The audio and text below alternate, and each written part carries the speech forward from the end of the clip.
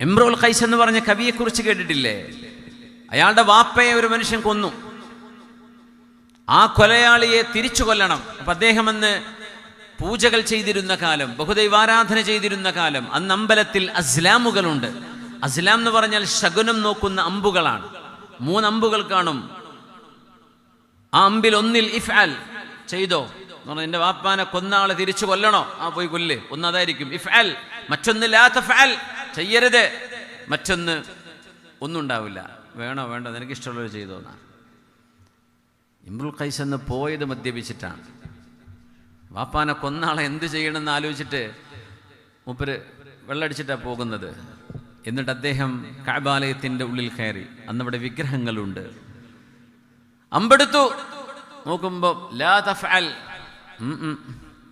എൻ്റെ വാപ്പാനെ കൊന്ന ആളെ കൊല്ലാൻ പറ്റൂല എന്നാ.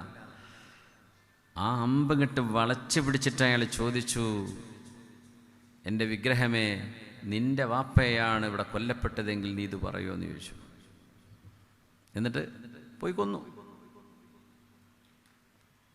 ആരാധന പോലും അവരുടെ അന്നത്തെ വികലമായ വിശ്വാസങ്ങൾ പോലും മദ്യത്തിൻ്റെ ലഹരിയിൽ ഒലിച്ചുപോയി.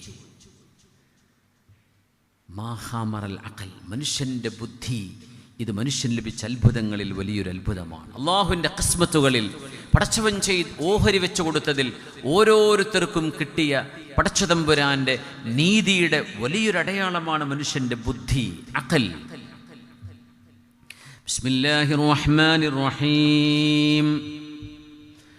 ഖുൽ ഹുവല്ലദീ അൻശഅകും വജഅല ലകുമുസ് സമഅ വൽ അബ്സാറ വൽ അഫ്ഇദ. ഖുൽ ഹുവല്ലദീ അൻശഅകും, പറഞ്ഞു കൊടുക്കണം നബിയേ, അവനാണ്, അല്ലാഹുവാണ് നിങ്ങളെ പടച്ചത്. നിങ്ങളുടെ ബോഡി നിങ്ങൾക്ക് കിട്ടിയതാണ്, നിങ്ങൾ ഉണ്ടാക്കിയതല്ല. അതുകൊണ്ടാണ് മനുഷ്യ ശരീരത്തിൻ്റെ ഓണർഷിപ്പ് ആർക്കാണ്? ഒരു RC ഓണർ ഉണ്ടാവുമല്ലോ വണ്ടിക്ക്. ഇവിടെ ബോഡിയുടെ RC ഓണർ ആരാ? അത് പടച്ചവനാണെന്നാണ് കർമ്മശാസ്ത്രം പറയാം. എന്തുകൊണ്ട്? ഇത് ബോഡി നമുക്ക് നൽകപ്പെട്ടതാണ്, നമ്മൾ ഉണ്ടാക്കി കൊണ്ടുവന്നതല്ല, നമ്മുടെ ഇഷ്ടപ്രകാരം നമ്മൾ ഉണ്ടാക്കിയെടുത്തതല്ല. പിന്നെയോ, it was given to you, അത് നമുക്ക് നൽകപ്പെട്ടതാണ്. അല്ലാഹു പറയാം, ആരാ അത് ഉണ്ടാക്കിയത്? ആലോചിച്ചോളൂ, ആരാ ഉണ്ടാക്കി നിങ്ങൾ ആലോചിച്ചോളൂ. എന്നിട്ട് പടച്ചവൻ കൺക്ലൂഡ് ചെയ്യാൻ, ഖുൽ ഹുവല്ലദീ അൻശഅകും. പറയണം നബിയെ, നിങ്ങൾ പറഞ്ഞു കൊടുക്കിൻ നബിയെ, പ്രവാചകരെ ചിന്തിപ്പിക്കിൻ, മനുഷ്യരോട് ചിന്തിക്കാൻ പറയണം. ഖുൽ. അതിനിടയ്ക്ക് അള്ളാഹു ഇങ്ങനെ ചോദിക്കുന്ന ചോദ്യങ്ങൾ വളരെ മനോഹരമാണ്. ഖുർആൻ വേണമെങ്കിൽ 2 പേജിൽ ഒതുക്കാമായിരുന്നു എന്ന് ആലിമീങ്ങൾ പറയും. വേണമെങ്കിൽ അത്ര 5 വക്ത് നിസ്കരിക്കേണ്ട കാര്യവും അത്യാവശ്യ നിയമങ്ങളും എൻ്റെ റസൂല് പറഞ്ഞ കാര്യങ്ങളൊക്കെ അനുസരിച്ച് ജീവിച്ചാൽ മതി. 1 പേജ് കൊണ്ടോ 2 പേജ് കൊണ്ടോ ഖുർആൻ ഒരു പക്ഷേ മതിയാകുമായിരുന്നു. വൽ അസ്ർ സൂറത്ത് മദീന പറയാം. ഖുർആനിൽ വേറൊന്നുമില്ലെങ്കിലും വൽ അസ്രി ഇന്നൽ ഇൻസാന ലഫീ ഖുസ്ർ മതിയാകുമായിരുന്നു. എന്തേ 6236 ആയത്തുകൾ, 1500-600 പേജുകൾ? എന്താ ഖുർആൻ ചർച്ച ചെയ്തത്? മനുഷ്യന്റെ ബുദ്ധിയോട് സംവദിക്കല്ലേ?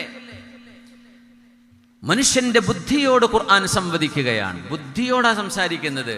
ഖുർആനിന് ഓഡിയൻസ് വേണം, അത് മനുഷ്യനാണ്. മനുഷ്യനാകുന്നത് അവന്റെ ബുദ്ധി കൊണ്ടാണ്.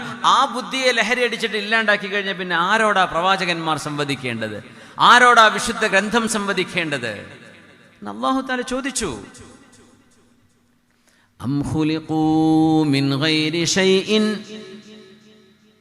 ആരുണ്ടാക്കിയെന്നാണ് ഇന്നത്തെ വലിയ ചർച്ചപ്പതാണല്ലോ. യുക്തിവാദികളുടെ ഉത്തരം കിട്ടാത്ത ചോദ്യപ്പതാണ്. ആരതൊക്കെ ഉണ്ടാക്കിയത്? ഒരു വരെ ആരുമല്ല. ഖുർആൻ ചോദിച്ചു, അം ഖുലിഖൂ മിൻ ഗൈരി ഷൈഇൻ അം ഹുമുൽ ഖാലിഖൂൻ.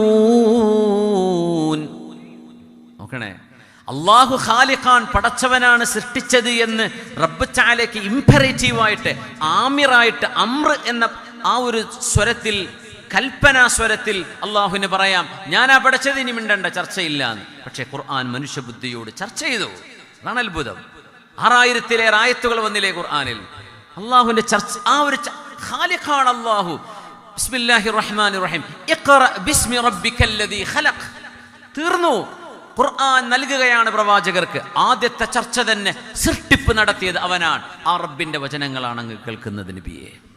എന്നിട്ടും ഖുർആൻ ചോദിക്കാൻ, അം ഖുലിഖൂ മിൻ ഗൈരി ഷൈഇൻ, ആരും ഉണ്ടാക്കാതെ ഇവരങ്ങോട്ട് ഉണ്ടായതാണോ? യുക്തിവാദികൾ പറയുന്ന വാദം. ഖുർആൻ ചോദിക്കുകയാണ്, നിങ്ങൾ ആലോചിച്ചോളൂ, നിങ്ങൾ വെറുതെ ഉണ്ടായതാണോ? അം, അതല്ല, ഹുമുൽ ഖാലിഖൂൻ, are they themselves who created them? നിങ്ങൾ തന്നെയാണോ നിങ്ങൾ ഉണ്ടാക്കിയത്? അങ്ങനെ പറഞ്ഞേര്. നിങ്ങൾ ആരും ഒരു ശക്തിയും ഒരു കാരണവുമില്ലാതെ നിങ്ങൾ അങ്ങോട്ട് ഉണ്ടായതാണോ? അതല്ല, നിങ്ങളെ നിങ്ങൾ തന്നെ പടച്ചതാണോ? ഇതിങ്ങനെ ആലോചിക്കുമ്പോൾ നമ്മളെ പടച്ചതല്ലല്ലോ. നമ്മൾ കുട്ടിയായിട്ടല്ലേ വലുതായി വരുന്നത്. പിന്നെ ആരും ഒന്നുമില്ലാതെ അങ്ങോട്ട് അങ്ങനെ ഉണ്ടാവില്ലല്ലോ. അങ്ങനെ മനുഷ്യൻ്റെ DNA എന്ന് പറയുന്ന സാധനം, എൻ്റെ വിഷയം അതല്ല, ഞാൻ അങ്ങോട്ട് പോകുന്നില്ല. DNA എന്ന് പറയുന്നത് മക്തൂബാത്തുകളാണ്. ഒരു നുത്ഫത്തിൽ കിടക്കുന്ന DNAകളാണ് ആ നുത്ഫ ആരായിത്തീരണം എന്ന് നിയന്ത്രിക്കുന്നത്. ആ നുത്ഫയിൽ കിടക്കുന്ന DNAയിലുണ്ട് പിതാവിൻ്റെ പല്ലിൻ്റെ രൂപം, പിതാവിൻ്റെ മൂക്ക്, കണ്ണ്, മുടിയുടെ ചുരുള് വരെ ആ DNA ഉള്ളിൽ അള്ളാഹു വെച്ചിട്ടുണ്ട്. ഇത് അഖലില്ലാത്ത ഒരാൾക്ക് ചെയ്യാൻ കഴിയില്ല എന്നാണ് സയൻറ്റിസ്റ്റുകൾ മുട്ടുമടക്കിയിരിക്കുകയാണ്. This information can come from nothing but from an intelligent source. അത്രക്ക് ബുദ്ധിമാനായ ഒരാൾക്ക് മാത്രമേ ഈ ഇൻഫർമേഷൻ, ഈ കോഡിംഗ് ഈ DNA ഉള്ളിൽ വെക്കാൻ പറ്റുള്ളൂ. അതുകൊണ്ടാണ് ഖുർആൻ പറയുന്നത് മിൻ നുത്ഫത്തിൻ ഫഖദ്ദറഹു. അല്ലാഹു തഖ്ദീർ ചെയ്തത്. ആ വാക്ക് വലിയ അത്ഭുതമുള്ള വാക്കാണ്. എന്താ ഖദ്ദറ എന്ന് പറഞ്ഞാൽ നമുക്ക് ഒരുപാട് അർത്ഥങ്ങൾ തഫ്സീറിൽ കാണാൻ പറ്റും. അതിൽ മറ്റൊരർത്ഥം ഫഖദ്ദറഹു, കൃത്യമായും അതിസൂക്ഷ്മമായും അള്ളാഹു ഉണ്ടാക്കി വെച്ച ഒരു നുത്ഫയാണ്. അതിൽ നിന്നല്ലേ നിങ്ങൾ ഉണ്ടായത്. അതിലാണ് DNA കിടക്കുന്നത്. DNAയുടെ ചുരുളറിയാത്ത മനുഷ്യൻ ഇന്നും തരിച്ചു പോകുന്ന ഇൻഫർമേഷൻ ബൊംബാർഡ്മെന്റ്സ്, എങ്ങനെയാണ് അത്രയും വലിയ ഹ്യൂമൻ ഡീറ്റെയിൽസ് അതിൻ്റെ ഉള്ളിൽ കംപ്രസ് ചെയ്ത് വെച്ചിരിക്കുന്നത് ആർക്കും അറിയില്ല. ഇത് മനുഷ്യന് ചെയ്യാൻ പറ്റുമോ? കഴിയില്ല. വെറുതെ ഉണ്ടാവോ? അതുമില്ല. അല്ലാഹു തആല പറയാം, ഖുൽ, ഇനി പറഞ്ഞു കൊടുക്കും നബിയെ, ഹുവല്ലദീ അൻശഅകും, ഇല്ലായ്മയിൽ നിന്ന് നിങ്ങളെ ഉണ്മയിലേക്ക്, ഉണ്ടാവുന്ന അവസ്ഥയിലേക്ക് നിങ്ങളെ കൊണ്ടുവന്നത് അവനാണ്, അല്ലാഹുവാൻ. ആദ്യം ചിന്തിക്കാൻ വിട്ടുകൊടുത്തു. നിങ്ങൾ വെറുതെ ഉണ്ടായതാണോ? നിങ്ങൾ തന്നെ ഉണ്ടാക്കിയതാണോ? ആലോചിച്ചോളൂ. അതൊക്കെ കഴിഞ്ഞു വന്ന് സൂറത്തുൽ മുൽക്കിലെത്തുമ്പോൾ അല്ലാഹു ഖുൽ ഹുവല്ലദീ അൻശഅകും വജഅല ലകുമുസ് സമഅ വൽ അബ്സാറ വൽ അഫ്ഇദ, നിങ്ങൾക്ക് വിജ്ഞാനം നുകരാൻ ആവശ്യമായ 2 പ്രധാനപ്പെട്ട സോഴ്സുകൾ, ആലത്തുകൾ അല്ലാഹു നൽകി. അത് മനുഷ്യന്റെ ചെവിയാണ്. കണ്ണ് കാണാത്തവനും കണ്ണ് കാണാത്ത ആലിമീങ്ങൾ ഉണ്ടായിട്ടുണ്ട്, പണ്ഡിതന്മാർ. ഹെലൻ കെല്ലറെ കുറിച്ച് നമ്മൾ പറയും. എത്രയോ ആലിമീങ്ങൾ കണ്ണ് കാണാത്ത അന്ധന്മാരായിരുന്നു. എന്തേ? ചെവി മതി. വജഅല ലകുമുസ് സമഅ വൽ അബ്സാർ, നിങ്ങൾക്ക് കാഴ്ചകൾ നൽകുന്നതും അല്ലാഹുവാണ്. കഴിഞ്ഞില്ല. പിന്നെയോ? കേട്ടു, കണ്ടു. ഇനി എന്ത് ചെയ്യണം? ആ ഇൻഫോർമേഷൻ പ്രോസസ് ചെയ്യണം. അതിനെന്ത് വേണം? ബ്രെയിൻ വേണം. വൽ അഫ്ഇദ വൽ അഫ്ഇദ വജഅല ലകുമുസ് സമഅ വൽ അബ്സാറ വൽ അഫ്ഇദ, നിങ്ങൾക്ക് ചിന്തിക്കാൻ ആവശ്യമായ ബുദ്ധിയും നൽകിയത് അല്ലാഹുവാണ്. മനുഷ്യന്റെ ബ്രെയിൻ സെല്ലുകൾ എന്ന് പറഞ്ഞാൽ ഭയങ്കര. ഇന്ന് മനുഷ്യ ശരീരത്തിൽ ഏറ്റവും കൂടുതൽ least studied part of the human body is the brain. നമുക്ക് ഹാർട്ടിനെ കുറിച്ച് പഠിക്കാൻ പറ്റുന്നുണ്ട്, ഡീറ്റെയിൽസ് ആയിട്ട് പഠിക്കാൻ പറ്റും. കിഡ്നിയെ കുറിച്ച് പഠിക്കാം, ലിവറിനെ കുറിച്ച്, പാൻക്രിയാസിനെ കുറിച്ച്, ഇൻറ്റസ്റ്റൈൻ, മനുഷ്യന്റെ ബ്ലാഡർ, ഇതൊക്കെ പഠിക്കാൻ പറ്റും. പക്ഷെ മനുഷ്യന് കുറച്ചു മാത്രം പഠിക്കാൻ പറ്റിയ സാധനം മനുഷ്യന്റെ ബ്രെയിനാണ്. എന്തുകൊണ്ടെന്നറിയോ? മനുഷ്യന്റെ ബ്രെയിൻ മരിക്കാതെ നിലനിർത്തിയിട്ട് അതിനെക്കുറിച്ച് പഠിക്കാൻ പറ്റുന്നില്ല. മനുഷ്യൻ മരിച്ചാൽ പിന്നെ തലച്ചോറെടുത്ത് പഠിക്കാം. പക്ഷെ മനുഷ്യൻ മരിക്കാതെ ജീവനുള്ള ഒരു മനുഷ്യന്റെ ബ്രെയിനിനെ നിലനിർത്തിയിട്ട് പഠിക്കാൻ പറ്റുന്നില്ല. മനുഷ്യൻ മരിച്ചു. ഹൈലി റിസ്കിങ് ആണത്. അതുകൊണ്ട് മനുഷ്യന് കുറച്ചു മാത്രം ഇൻഫർമേഷനെ ബ്രെയിനിനെ കുറിച്ചുള്ളൂ. ആ ഉള്ളത് നമുക്ക് തോന്നും ഭയങ്കര ഇൻഫർമേഷൻ ആണെന്ന്. തീർച്ചയായും വൽ അഫ്ഇദ, ഖുർആൻ പറയാൻ ഇത് സ്രഷ്ടാവിന്റെ പടച്ചതമ്പുരാനായ അള്ളാഹുവിൻ്റെ ബെഞ്ച് മാർക്കുകളാണ്. നിങ്ങൾക്കത് കാണാൻ പറ്റുന്നില്ലയോ? നിങ്ങളുടെ കണ്ണ്, നമ്മൾ റോബോട്ട് കാണുമ്പോൾ ഇങ്ങനെ അത്ഭുതപ്പെടും. നമ്മൾ ഒരു ഫേക്കായിട്ടുള്ള മനുഷ്യർക്കുണ്ടാക്കാൻ കഴിയുന്ന ഫേക്ക് കണ്ണുകൾ നമ്മൾ അത്ഭുതപ്പെടും അല്ലേ? പക്ഷേ ഈ രക്തധമനികളെ കൊണ്ട്, ശ്വാസകോശങ്ങളെ കൊണ്ട്, ടിഷ്യൂസിനെ കൊണ്ട്, നെർവുകളെ കൊണ്ട് പടച്ചവനുണ്ടാക്കിയ കണ്ണ് എത്ര വലിയ അത്ഭുതമാണ്. യാ അല്ലാഹ്, എന്തിനാ തന്നതെന്നറിയോ? കണ്ടു പഠിക്കാൻ. എന്തിനാ ചെവി? കേട്ടു പഠിക്കാൻ.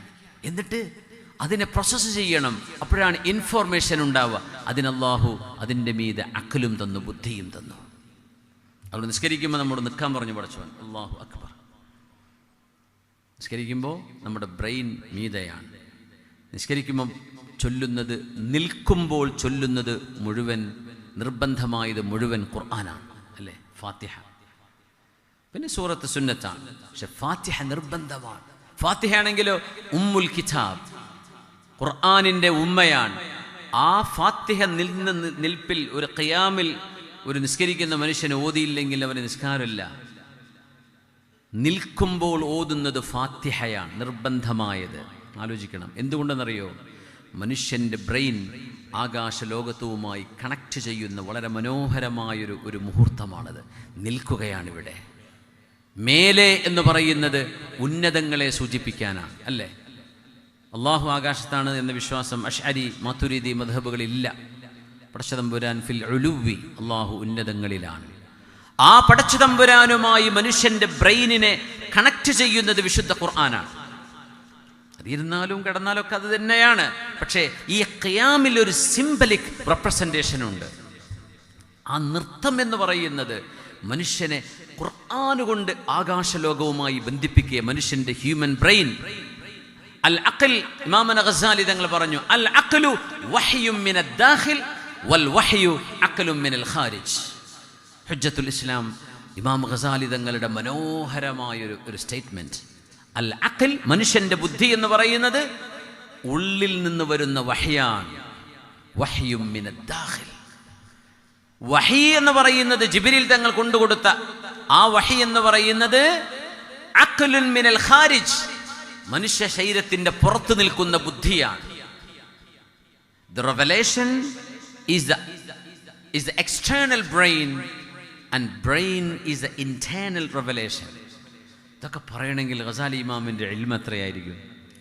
അൽ അഖ്ലു വഹ്യും മിനദ് ദാഖിൽ വൽ വഹ്യു അഖ്ലുൻ മിനൽ ഖാരിജ്. അതുകൊണ്ട് ഖുർആൻ പറയാ, ഈ ബുദ്ധിയെ കോംപ്രമൈസ് ചെയ്യുന്ന എനി സബ്സ്റ്റൻസ്, എന്ത് സാധനമാണെങ്കിലും അതിനോട് ഇസ്ലാമിനുള്ളത് യുദ്ധമാണ്. ശുദ്ധ ഇസ്ലാം യുദ്ധം പ്രഖ്യാപിച്ചിരിക്കുകയാണ് മനുഷ്യന്റെ ബുദ്ധിയെ തകരാറിലാക്കുന്ന സംവിധാനങ്ങളോട്. അത് മനുഷ്യനല്ലാതെയാക്കി മാറ്റും. പിന്നെ ആരോടാണ് സംസാരിക്കേണ്ടത്? സംസാരിച്ചാൽ ഇവർക്ക് തിരിയുമോ? അതുകൊണ്ട് അള്ളാഹു നൽകുന്ന അനുഗ്രഹങ്ങളിൽ ഏറ്റവും വലിയ അനുഗ്രഹമാണ് മനുഷ്യന്റെ ബുദ്ധി. അതിന് തകരാറ് വരുന്നതൊന്നും നിങ്ങൾ തൊടല്ലേ. ഖുർആനിന്റെ ആഹ്വാനമാണ്. അതുകൊണ്ട് പറഞ്ഞു, യാ അയ്യുഹല്ലദീന ആമനൂ, അള്ളാഹുവിൽ വിശ്വസിക്കുന്നവരെ, പടച്ചവനുണ്ട് എന്ന് ബോധിച്ചവരെ, എൻ്റെ റസൂല് സത്യപ്രവാചകരാണെന്ന് മനസ്സിലാക്കിയവരെ, നിങ്ങളോട് പറയട്ടെ, ഇന്നമൽ ഖംറു ഇന്നൽ ഖംറ മാ ഖാമറൽ അഖൽ, മനുഷ്യന്റെ ബുദ്ധിയെ തകരാറിലാക്കുന്നതെല്ലാം. യാ അയ്യുഹല്ലദീന ആമനൂ ഇന്നമൽ ഖംറു വൽ മൈസിർ, കാശ് കൊണ്ട് നിങ്ങൾ കളിക്കുന്ന ചൂതാട്ടവും, വൽ ഖംറു, മനുഷ്യന്റെ ബുദ്ധിയെ മറച്ചു വെക്കുന്ന ഡ്രഗുകളും ലഹരികളുമെല്ലാം, വൽ അൻസ്വാബ്, സർവേശ്വരനായ പടച്ചവൻ ചിത്രങ്ങളിലോ രൂപങ്ങളിലോ മനുഷ്യന്റെ ചിന്തകളിലോ രൂപപ്പെടുന്നതല്ലെന്നും, ആ സൃഷ്ടാവിന് രൂപങ്ങളോ ചിത്രങ്ങളോ നിങ്ങൾ എന്ത് തന്നെ വിചാരിച്ചാലും അതുപോലെ ഒന്നുമല്ല എന്ന്, ലൈസ കമിഥിലിഹി ശൈഉൻ വഹുവസ് സമീഉൽ ബസീർ, നിങ്ങൾ ചിന്തിക്കുന്ന ഒന്നുപോലെയുമല്ല അല്ലാഹു എന്നിരിക്കെ പടച്ചവൻ്റേതാണ് എന്ന് പറഞ്ഞ് നിങ്ങളുണ്ടാക്കുന്ന വിഗ്രഹ രൂപങ്ങൾ ഖുർആൻ പറയാണ്. വല്ലസ്ലാം, പടച്ചതമ്പുരാനാണ് കാര്യങ്ങൾ നിയന്ത്രിക്കുന്നത് എന്ന ഖദറിൽ വിശ്വാസമില്ലാതെ വഫിസ്സമാഇ റിസ്ഖുകും വമാ തുഅദൂൻ, ആകാശലോകങ്ങളുടെ ഉന്നതങ്ങളുടെ കിടക്കുന്ന സൃഷ്ടിലോകത്തിന് അതീതനായ പടച്ചതമ്പുരാനാണ് കാര്യങ്ങൾ നിയന്ത്രിക്കുന്നത് എന്ന് മനസ്സിലാക്കാതെ ശകുനം നോക്കുന്ന അമ്പുകളിൽ വിശ്വസിക്കുന്നവരെ, ഈ പരിപാടി 4 റിജ്സുൻ മിൻ അമലി ശൈത്താൻ, ഇത് മലിനമാണ്, പിശാചിന്റെ പണിയാണ്. അപ്പൊ പിശാചുണ്ട് എന്ന് ആദ്യം മനസ്സിലാക്കണം. അതിന് പടച്ചവനുണ്ട് എന്ന ആ ഒരു ആശയത്തിലേക്ക് മനുഷ്യൻ എത്തണം. അതിന് മുമ്പ് ഒരു സാധനവും ഒരു സൃഷ്ടാവില്ലാതെ nothing can be created out of nothing എന്ന ബേസിക് ഫൗണ്ടേഷൻ ഒരു മനുഷ്യന് വേണം. ഇതൊന്നുമില്ലെങ്കിൽ അൽ കാഫിറു ലാ അഖ്ല ലഹ്, പടച്ചവനെ നിഷേധിക്കുന്ന മനുഷ്യന് ബുദ്ധിയില്ല. പിന്നെ എന്തിനാ യുക്തിവാദികളോട് സംസാരിക്കാൻ പോകുന്നത്? ബുദ്ധി വരണമെന്ന് ആഗ്രഹമുണ്ടെങ്കിൽ അവരോട് സംസാരിക്കാം. ആദ്യം അറിയേണ്ടത് പടച്ചതമ്പുരാന്റെ അസ്തിത്വമാണ്. എന്നിട്ട് പടച്ചവൻ പറയാ, ഈ ബുദ്ധി നിങ്ങൾ നഷ്ടപ്പെടുത്തല്ലേ. നിങ്ങളുടെ ജീവിതത്തിന് അനിവാര്യമായ സമ്പത്ത് നിങ്ങൾ ചൂതാട്ടത്തിലൂടെ, ഗാംബ്ലിങ്ങിലൂടെ, കാസിനോവുകളിലൂടെ നിങ്ങൾ കൊണ്ടുപോയി തകർത്ത് കളയരുത്. നശിപ്പിക്കാനുള്ളതല്ല സമ്പത്ത്. വൽ അൻസ്വാബ്, നിങ്ങളുടെ പരമമായ വിധേയത്വം ഈ പ്രപഞ്ചത്തിൻ്റെ ഏകനായ സൃഷ്ടാവിനുള്ളതാണ്. അത് ഏകനായ പടച്ചവന് കൊടുക്കാനുള്ളതാണ്. അത് നിങ്ങൾ ഫാൾസ് ദൈവങ്ങളിൽ കൊണ്ടുപോയി വെക്കരുത്. വൽ അസ്ലാം, ശകുനം നോക്കുന്ന അമ്പുകൾ എന്ന് പറയുമ്പോൾ നിങ്ങളെ നിയന്ത്രിച്ചു കൊണ്ടിരിക്കുന്നൊരു പടച്ചവനുണ്ട്. നിങ്ങളുടെ കർമ്മങ്ങൾ നിങ്ങളാണ് ചെയ്യുന്നത്. അത് നിങ്ങളുടെ ഇഖ്തിയാറാണ്. അത് നിങ്ങൾക്ക് ജസാഉം സവാബുമുണ്ട്, നിങ്ങൾക്ക് പ്രതിഫലവും ശിക്ഷയുമുണ്ട് നിങ്ങളുടെ കർമ്മങ്ങൾക്ക്. എന്നാൽ നിങ്ങളുടെ കഴിവിനുള്ളിൽ പെടാത്ത, നിങ്ങൾക്ക് മേൽ സംഭവിച്ചുകൊണ്ടിരിക്കുന്നത്, നിങ്ങൾക്ക് ചുറ്റും സംഭവിച്ചുകൊണ്ടിരിക്കുന്നത്, നിങ്ങളുടെ ഉള്ളിൽ തന്നെ സംഭവിച്ചുകൊണ്ടിരിക്കുന്നത്,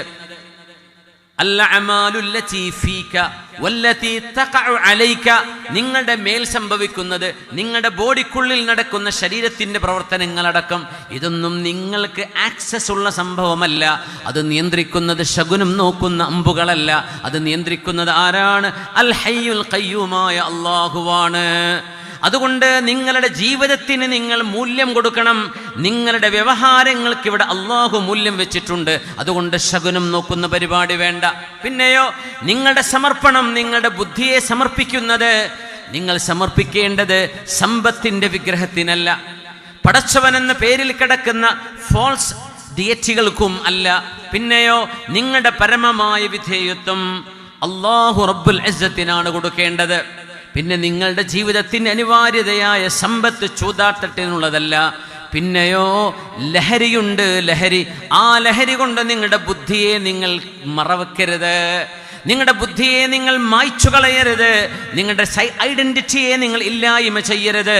അതുകൊണ്ട് സത്യവിശ്വാസികളെ, പടച്ചവനുണ്ട് എന്ന് ബോധ്യപ്പെട്ടവരെ, നിങ്ങളോടാണ് എനിക്ക് പറയാനുള്ളത് എന്ന് പറഞ്ഞിറങ്ങിയ സൂറത്തുൽ മാഇദയിലെ 90-91 ആയത്തുകൾ ഇറങ്ങിയപ്പോഴാണ് മഹാനായ അനസ് ഇബ്നു മാലിക് റളിയല്ലാഹു അൻഹു പറഞ്ഞത്, കള്ളു കുടിച്ച് കൂത്താടിയിരുന്ന സമൂഹത്തിന് ഒരു ഡി അഡിക്ഷൻ സെന്ററിലേക്ക് പോകേണ്ടി വന്നിട്ടില്ല. അവിടെ നിന്നു മദീനയിൽ കള്ളുകുടി നിർത്താൻ വേണ്ടി ആരെങ്കിലും എന്തെങ്കിലും ഒരു പ്രാക്ടീസിന് പോയിട്ടുണ്ടോ എന്ന് ചോദിച്ചാൽ ഇല്ല. എന്തുകൊണ്ട്? ബിഖുവത്തിൽ അസീമ, ഞങ്ങൾക്കത് കഴിയും. നിർത്താൻ കഴിയോ? നിർത്തും. റമളാനിൽ സിസർ നിർത്തുന്ന ആളുകളുണ്ട്. റമളാൻ കഴിഞ്ഞാൽ തുടങ്ങും ചെയ്യും. അതൊക്കെ ഒരു കളിയാക്കലാണ് അല്ലേ? നിർത്താൻ പറ്റൂലേ? പറ്റും. സ്വഹാബികൾക്ക് ഒരായത്ത് കൊണ്ട് ഇത് നിർത്താൻ പറ്റിയിട്ടുണ്ടെങ്കിൽ എന്താ നമുക്ക് പറ്റാത്തത്? അപ്പം നമ്മൾ വേറെന്തോ ചിന്തിക്കാൻ. ചിലരുണ്ട് ടെൻഷനാ, ഡിപ്രഷൻ ഗുളിക കുടിക്കുക. ദുആഉൻ നൗമ് ചൊല്ലുന്നുണ്ടോ? ഇല്ല. ആയത്തുൽ കുർസി ഓതുന്നുണ്ടോ രാത്രിയിൽ? ഇല്ല. ആമന റസൂൽ ഓതുന്നുണ്ടോ? ഇല്ല. സൂറത്തുൽ മുൽക്ക് ഓതിയോ? ഇല്ല. ബിസ്മില്ലാഹില്ലദീ ലാ യദുറു മഅ ഇസ്മിഹി ദിക്ർ ചൊല്ലുന്നുണ്ടോ? ഹദ്ദാദ് റാത്തീബ് ഓതുന്നുണ്ടോ? ഇതൊന്നുമില്ല. ഡിപ്രഷന് ഗുളികയും കുടിക്കുന്നുണ്ട്. മരുന്ന് നമ്മുടെ കയ്യിലുണ്ട്. അത് മനസ്സിലാക്കാതിരിക്കുമ്പോൾ പിന്നെ നമ്മൾ ഓടുകയാണ്.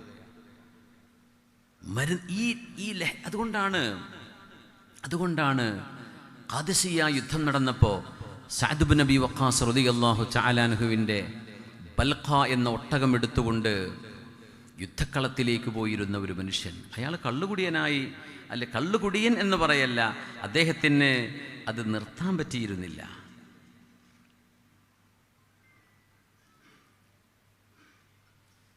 അമ്മൽ കർറു ഫകർറുൽ ബൽഖാ വൽ ഫർറു ഫർറു അബീ മിഹ്ജൻ. സഅദ് റളിയല്ലാഹു അൻഹു ഇങ്ങനെ നോക്കുമ്പോഴേ, സഅദ് തങ്ങളന്ന് രോഗം ബാധിച്ച് ശരീരമാസകലം മുറിവായിട്ട് ഒരു ചൂരൽ കട്ടിൽ കിടന്നുകൊണ്ട് യുദ്ധം നിയന്ത്രിക്കുകയാണ്. കാന സഅദുൻ യുദീറുൽ മഅറകത അലാ സരീരിഹി.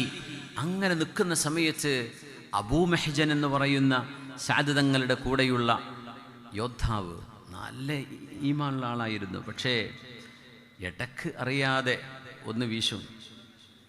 അത് ഖാദിസിയ യുദ്ധത്തിൻ്റെ സമയത്ത് സഅദ് തങ്ങൾ അറിഞ്ഞു. പിടിച്ചു കൊണ്ടുവന്നു ചങ്ങലയിലിട്ടു അദ്ദേഹത്തെ. ചങ്ങലയിട്ട് അദ്ദേഹം ഒരു പാട്ടിങ്ങനെ പാടുന്നുണ്ട്. എന്താ യുദ്ധം നടക്കുമ്പോൾ, യുദ്ധം കൊടുമ്പിരി കൊള്ളുമ്പോൾ, എല്ലാവരും അവരവരുടെ ഈമാനിൻ്റെ സംരക്ഷണത്തിന് ഓടുമ്പോൾ ഞാനിതാ എൻ്റെ കാലുകളിൽ ചങ്ങലകളിൽ ബന്ധിതനായി കിടക്കുകയാണല്ലേ, എൻ്റെ ഒരു ദുരന്തമേ, എൻ്റെ ഒരു ദുരന്തമേ എന്ന് പറഞ്ഞ് നിലവിളിക്കുന്നുണ്ട്.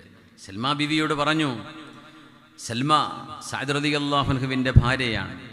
മഹദ് റളിയല്ലാഹു അൻഹയോട് പറഞ്ഞു, ഒന്ന് എന്നെ അഴിച്ചുവിട്ട് തരുമോ, ഞാനൊന്ന് പോയിട്ട് വരാം. ഞാൻ വരും. അപ്പൊ സഅദ് എന്നവർ നിങ്ങളെ പിടിച്ചു കെട്ടിയതല്ലേ? ശരിയാണ്, പക്ഷെ ഞാനൊരു തീരുമാനം എടുക്കുകയാണ്.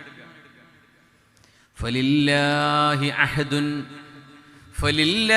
അഹദുൻ ലാ അഖീസു ബിഅഹദിഹി ലഇൻ ഫുർജിജത് അല്ലാ അസൂറൽ ഹവാനിയാ. യുദ്ധത്തിലേക്ക് എന്നെ വിടണേ എന്ന് പറഞ്ഞ് കെഞ്ചുകയാണ്. കഫാ ഹുസ്നൻ തർതദിൽ ഖൈലു ബിൽ ഖനാ വഉതറക മഷ്ദൂദൻ അലയ്യ വസാഖിയാ. എന്തൊരു ദുരന്താണല്ലേ, ഞാനിങ്ങനെ ചങ്ങലയിൽ, എൻ്റെ കൂടെയുള്ള ആളുകളൊക്കെ യുദ്ധക്കളത്തിൽ പോരാടുകയാണ്. അപ്പം അദ്ദേഹത്തിന് ചിന്ത തിരിച്ചു വന്നിരിക്കുകയാണ്, ആത്മബോധം തിരിച്ചു വന്നിരിക്കുന്നു. സൽമ ബീവിയോട് പറഞ്ഞു, സൽമ എന്നൊന്ന് കെട്ടഴിച്ചു തരുമോ, ഞാനൊന്ന് വരും. എന്നെക്കൊണ്ട് നിങ്ങൾ ഒരു ബുദ്ധിമുട്ട്, ഞാനെങ്ങാനും യുദ്ധത്തിൽ മരിച്ചാൽ പിന്നെ തീർന്നില്ല, സഅദ് എന്നവർക്ക് എൻ്റെ മേൽ ശിക്ഷ നടപ്പാക്കേണ്ടി വരില്ലല്ലോ. അഥവാ ഞാൻ ജീവൻ കൊണ്ട് രക്ഷപ്പെട്ടാൽ ഈ ചങ്ങലയിൽ ഞാൻ വന്ന് നിന്നു തരാം, സഅദ് എന്നവരറിയണ്ട, എന്നൊന്ന് കെട്ടഴിച്ചു തരുമോ.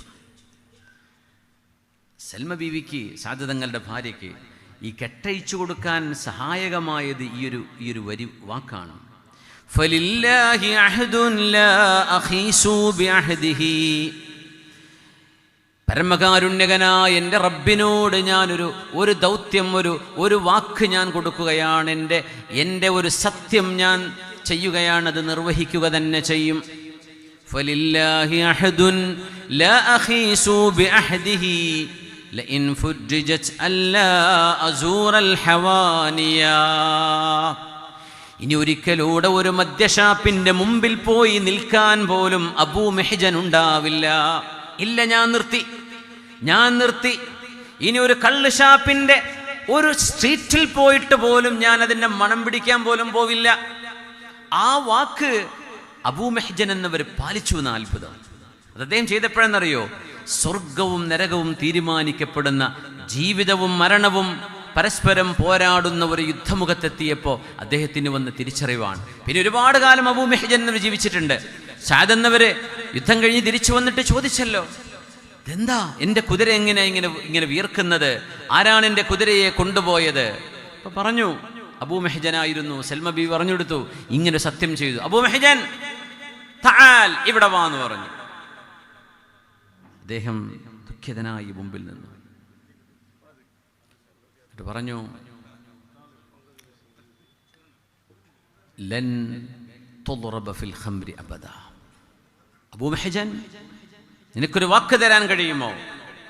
ഞാനിനി ഒരിക്കലും കള്ളു കുടിച്ചതിൻ്റെ പേരിൽ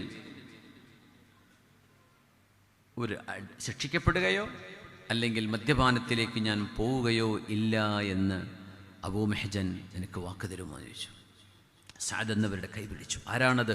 ഖാലു റസൂലില്ലാഹ് സ്വല്ലല്ലാഹു അലൈഹി വസല്ലം. ദുആഇന് ഉത്തരമുള്ള മഹാനാണ് സഅദ് റളിയല്ലാഹു അൻഹു. ആ മഹാന്റെ കയ്യിൽ കൈപിടിച്ചുകൊണ്ട് പറഞ്ഞതാണ്, ഇനി ഞാൻ ചെയ്യുകയില്ല. നമ്മുടെ ഖതീബ് ഉസ്താദിൻ്റെ കൈ പിടിച്ചിട്ട്, നമ്മുടെ ഖാദിയുടെ കൈ പിടിച്ചിട്ട് നമ്മുടെ ഒരു മുഅല്ലിമിൻ്റെ കൈപിടിച്ചിട്ട് നമ്മുടെ ചെറുപ്പക്കാരന് പടച്ചവനെ സാക്ഷിയാക്കി ഞാനിതിലേക്ക് പോകില്ല എന്ന് പറഞ്ഞാൽ തീരാവുന്ന പ്രശ്നമേ ഉള്ളൂ ഒരു വിശ്വാസിയെ സംബന്ധിച്ചിടത്തോളം. നമ്മുടെ മെഹ്റാബിൽ നിന്ന് തീരാത്ത വിഷയങ്ങളുണ്ടോ? നമ്മുടെ മെഹ്റാബിൽ നിന്ന് പരിഹരിക്കപ്പെടാതിരിക്കാൻ മാത്രം ഗൗരവമുള്ള വിഷയങ്ങളുണ്ടോ ഈ ഉമ്മത്തിന്? നിങ്ങൾ ആലോചിച്ച് നോക്കൂ. സ്വഹാബിമാർ ഒരായത്തിലൂടെയാണ് പിൻവലിയുന്നത്. അതിന് കാരണം പറയും, ഇന്നമൽ ഖംർ. ഖുർആൻ പറഞ്ഞ ഒരൊറ്റ വിഷയമേ ഉള്ളൂ, റിജ്സുൻ മിൻ അമലി ശൈത്വാൻ. ഇത് പൈശാചികമാണ്. എന്താണ് പൈശാചികം? മനുഷ്യന്റെ ബുദ്ധി, മനുഷ്യന്റെ ശരീരം, മനുഷ്യന്റെ തറവാട്, മനുഷ്യന്റെ ദീൻ, മനുഷ്യന്റെ അഭിമാനം, ഈ 5 മഖാസിദു ശരീഅത്തുൽ ഖംസ, മഖാസിദു ശരീഅ എന്ന് പറയുന്ന ഇസ്ലാം എന്തിന് നിലകൊള്ളുന്നു എന്ന 5 പ്രധാനപ്പെട്ട സംരക്ഷണം ഖുർആൻ ഏറ്റെടുത്തത്, ഇസ്ലാം ഏറ്റെടുത്തത്, അതിനെ തകർക്കുകയാണ് പിശാചിന്റെ ലക്ഷ്യം. ആണ് തീർച്ചയായും. അതിലാദ്യത്തെ ലക്ഷ്യം മനുഷ്യന്റെ ബുദ്ധിയെ തകർക്കുകയാണ്. അതുകൊണ്ട് സ്വഹാബികൾ തീരുമാനിച്ചു, ഞങ്ങളില്ല. ബുദ്ധി മനുഷ്യന് നൽകപ്പെട്ട മഹാത്ഭുതമാണ്. ആ ബുദ്ധിയെ ഇത്ര നിസ്സാരമായി കാണരുത്.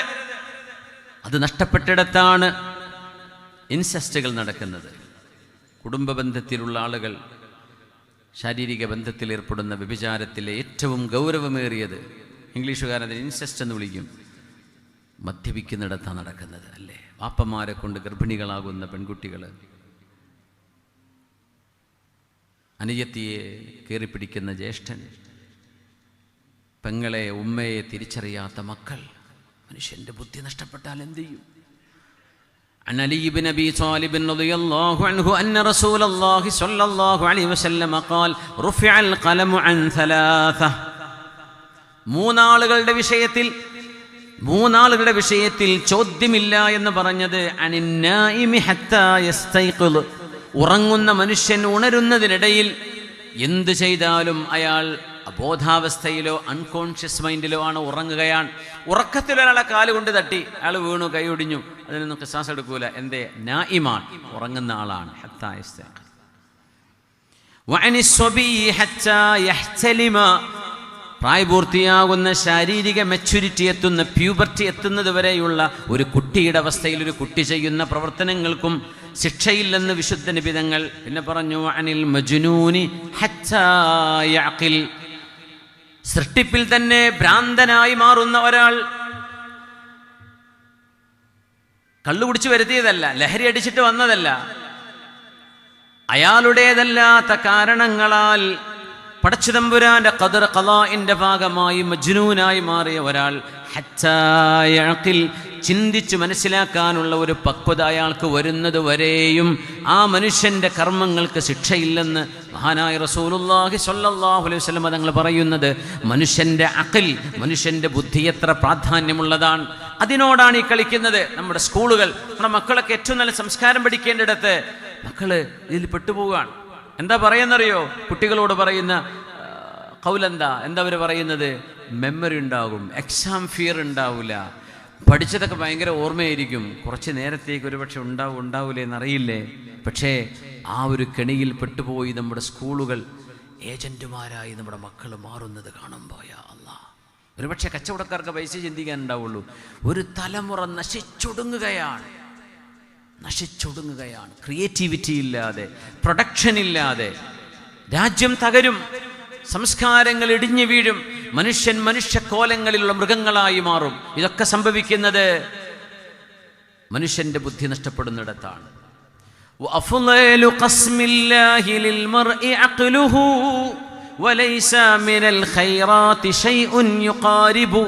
മനുഷ്യന് നൽകപ്പെട്ട പടച്ചതമ്പുരാന്റെ ദാനങ്ങളിൽ ഏറ്റവും വലിയ ദാനം മനുഷ്യന്റെ ബുദ്ധിയാണ്.